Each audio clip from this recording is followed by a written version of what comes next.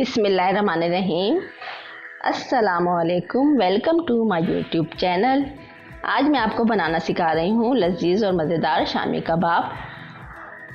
आज की रेसिपी अगर आपको मेरी पसंद आए तो आप इस मेरी रेसिपी को लाइक, सब्सक्राइब और शेयर ज़रूर कीजिएगा।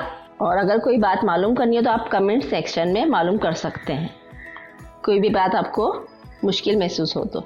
ये मैं उन लोगों के लिए कह रही हूँ जो नए बनाने वाले हैं। अब हम रेसिपी की तरफ चलते हैं। आउज़ुबिल्लाहि मिनश्शैतानिर्रजीम, बिस्मिल्लाहिर्रहमानिर्रहीम। ये मैंने 3 पाव गोश्त लिया है और इसके मैंने पतले पतले पीसेस काट लिए और इसको हम पतीले में डालेंगे। बिस्मिल्लाहिर्रहमानिर्रहीम।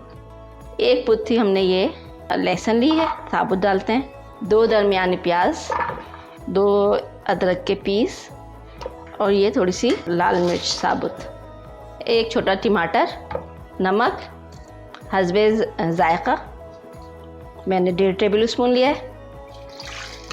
पानी इतना रखना है कि हमारा गोश्त इसमें आधा गल जाए। अब हमने ये चूल्हे पे रख दिया है सब मसाले डालकर, और जैसे ही इसमें उबाल आएगा तो हम इसका ढक्कन ढक देंगे। हमारे इसमें बॉयल आ चुका है, हमने तमाम मसाले इसमें शामिल कर दिया था। अब इसमें बॉयल आ चुका है। अब हम इसका ढक्कन बंद करेंगे और इसका चूल्हा स्लो कर देंगे। बिस्मिल्लाहिर्रहमानिर्रहीम। गोश्त हमारा गल चुका है और ये मैंने दाल जब गोश्त चढ़ाया था तो उसके साथ ही मैंने दाल भी भिगो दी थी। और अब मैं ये सारी दाल इसमें डाल रही हूँ और इसमें हम पानी मिक्स करेंगे। आँच हमने तेज़ रखी है। पानी इतना डालना है क्योंकि हमारी दाल भीगी हुई थी, तो पानी हमने इतना डालना है कि दाल उसमें डूब जाए। अब जैसे ही इसमें उबाल आएगा हम इसका चूल्हा स्लो कर देंगे। इस दौरान हम इसमें थोड़ी सी कश्मीरी लाल मिर्च डालेंगे, शामिल करेंगे इसके अंदर 1/2 टीस्पून के करीब। कश्मीरी लाल मिर्च तेज़ नहीं होती है, इसमें तेज़ी नहीं होती, सिर्फ रंगत को अच्छा करने के लिए कश्मीरी लाल मिर्च का इस्तेमाल होता है खानों में। उबाल आ रहा है इसमें, शक्ल भी देखें आप थोड़ी सी बेहतर हुई। जैसे फुल उबाल आएगा हम इसका चूल्हा स्लो कर देंगे और इसको पकने रख देंगे। हमारे झाग इसके ख़त्म हो चुके हैं पक के।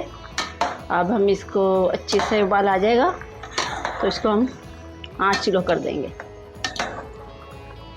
उबाल हमारा अच्छे से आ गया है अच्छी तरह। अब हम इसका चूल्हा स्लो कर देंगे।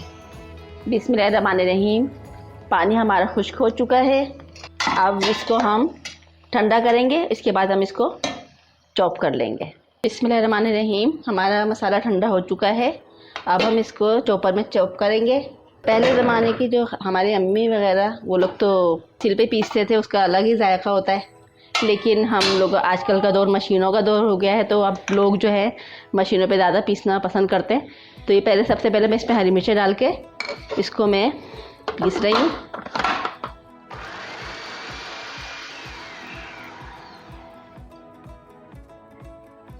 ये हरी मिर्चें हमने इसमें पीस ली आराम से। अब हम इसमें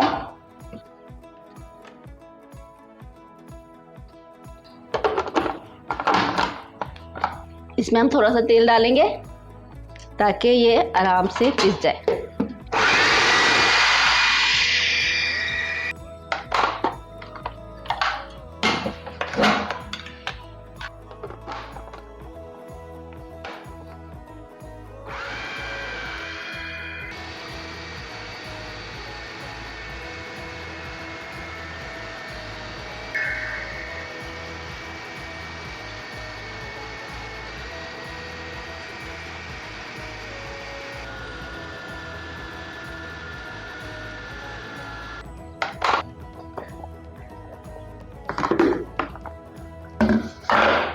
ये हमने निकाल लिया है। अब देखें कि आसानी से पिस गया मसाला। पहले ज़माने की बेचारी औरतें जो थी, हमारे माँ, अम्मी और दादी वगैरह, वो सिलों पे मेहनत करती थी।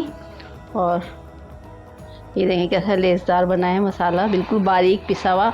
और पहले यही सिलों पे होता था, मगर उसमें जायका भी ऐसा ही होता था। ज़ाहिर बात है, इंसान मेहनत करता है तो उसका फिर अल्लाह सिला भी अच्छा देता है, तो उसमें जायका भी होता था पहले ज़माने के खानों में, कि हर चीज़ सिलों पे साबुत पीसी जाती थी, कि लहसुन तक साबुत पीसा जाता था छिलकों समेत। अब हम बाकी मसाला पीसेंगे, बाकी का मसाला पीसेंगे और फिर हम इसमें हरा मसाला शामिल करके आपको शामी कबाब बनाना सिखाएंगे।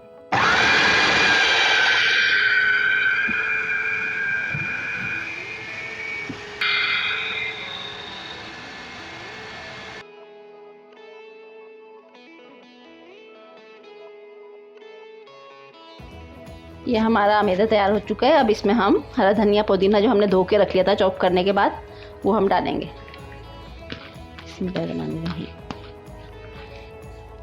हरी मिर्ची हम पहले डाल चुके हैं।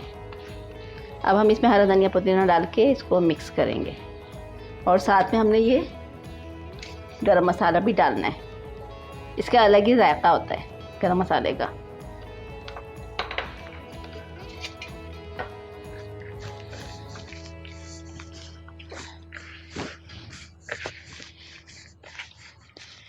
हमारा हरा मसाला मिक्स हो चुका है।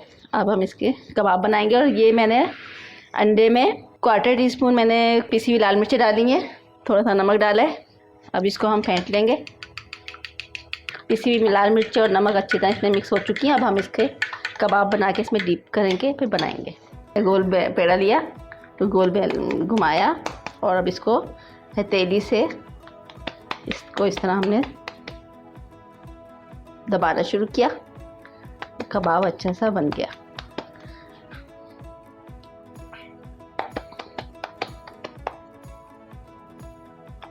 ये देखें, इसी तरह हम एक एक करके सारे कबाब बना लेंगे और फिर हम इसको फ्राई करेंगे। ये मैंने 2 अंडे लिए हैं। इसमें मैंने अंडे में डिप किया कबाब को। बिस्मिल्लाहिर्रहमानिर्रहीम।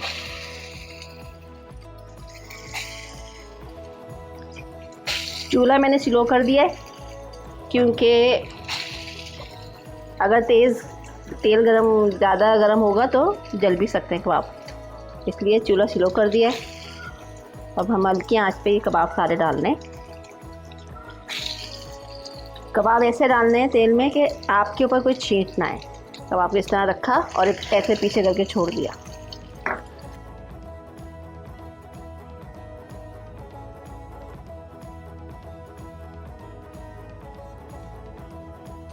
ऐसा ऐसा पीछे करके ऐसे करना है।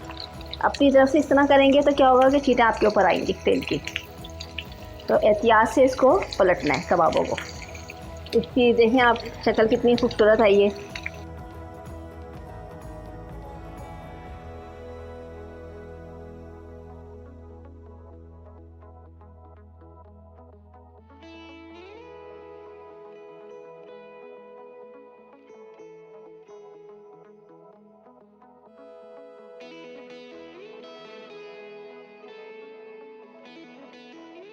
नहायत ही लजीज और मज़ेदार शामी कबाब तैयार हैं, और इसको आप ट्राई करें, आप इसको खाएं और बताएं मुझे कैसे बने हैं। अगर आपको मेरी रेसिपी पसंद आए तो आप इसको लाइक, सब्सक्राइब और शेयर ज़रूर कीजिएगा। खुश रहें, आबाद रहें और दुआओं में याद रखें। अल्लाह हाफिज़।